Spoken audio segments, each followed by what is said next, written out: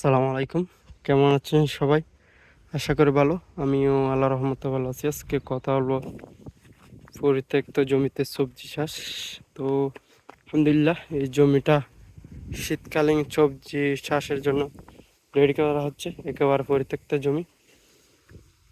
এখানে চারিদিকে হচ্ছে ধানের জমি।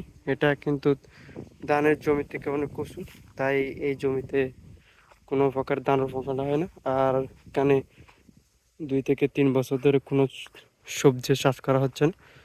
তো এই জমিটা নিলাম আর কি, একেবারে এমনি ফ্রিতে দিয়ে দিল। মালিকে বলতেছে এটাতে সবজি চাষ করতে, তাই ভাবতেছি এই জমিতে দেখি শীতকালীন কোনো আগাম সবজি চাষ করতে পারি কিনা।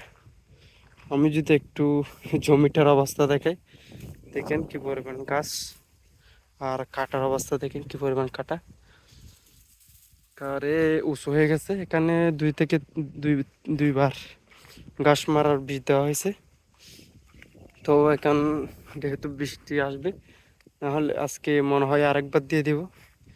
2 থেকে 3 বার দেওয়ার পর আসলে পরিশ্রম করতে হয়, না হলে সফলতাটা আসে না। তো আমি এখানে চেষ্টা করবো, যেহেতু এটা ফ্রিতে কোনো রকম কাজ না দেওয়া হচ্ছে না, তাই একটু পরিষ্কার করে নিতে হচ্ছে। কিন্তু এটা কিন্তু প্রচুর পরিমাণ কষ্ট হচ্ছে এখানে। মেনলি হচ্ছে এখানে এই জমিতে অতিরিক্ত এই পাথর দেখতে পাচ্ছেন, এগুলা পাথর, এগুলো অতিরিক্ত জমিটাতে। আর এটাতে মাটিও না বললে চলে। এই 4 থেকে 5 ইঞ্চি মাটি আমি যদি দেখাই, এই জমিটার নিচে আগাগোড়া সবটাই এরকম স্ল্যাব। এখানে নিচে আর কোনো মাটি নেই। 4 থেকে 5 ইঞ্চি মাটি, তার নিচে সম্পূর্ণটা এখানে স্ল্যাবের উপরে।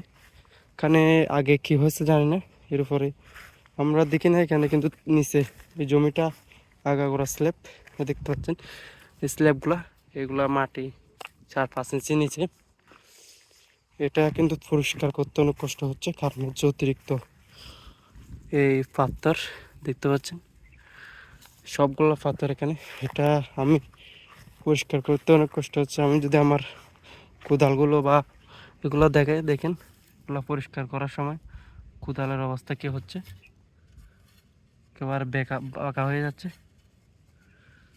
দেখা যাক, ভালোবাসা কোদালের অবস্থা একবার বারোটা হয়ে যাচ্ছে, কারণ হচ্ছে এখানে চারিদিকে পরিষ্কার আইলের সাইড দিয়ে পরিষ্কার করে দেওয়া হচ্ছে। কারণ হচ্ছে এই জমিতে কোনো প্রকার হাল চাষ দেওয়া যাবে না, কারণ হচ্ছে চারিদিকে ধান রোপণ করে দেওয়া হয়েছে, মাঝখানে জমিটা থেকে গেছে। তো এখানে এটা হাতেই হাতে পরিষ্কার করে, এবং বা হাতেই ব্যাট ব্যাট সব কিছু হাতে করতে হবে। তাই পরিশ্রম একটু বেশি লাগবে। এখানে আবারও কীটনাশক দিয়ে এই গাছগুলো আগুন জ্বালিয়ে দেওয়ার চেষ্টা করব, যাতে গাছগুলো যদি পুড়ে যায় তাহলে ভালো একটা এই উপকার হবে। না হলে এগুলা কিন্তু হাত দিয়ে পরিষ্কার করতে অনেক সময় লাগবে, আর অনেক পরিশ্রম লাগবে। তো আপনারা কমেন্টে জানাতে পারেন এই জমিতে শীতকালীন কোন সবজিটা রোপণ করলে ভালো হবে। হচ্ছে আজকের ভিডিও, আশা করি বুঝতে পারছেন। ছোট্ট একটা আপডেট দিলাম আপনাদের মাঝে। আসসালামু আলাইকুম রহমতুল্লাহ।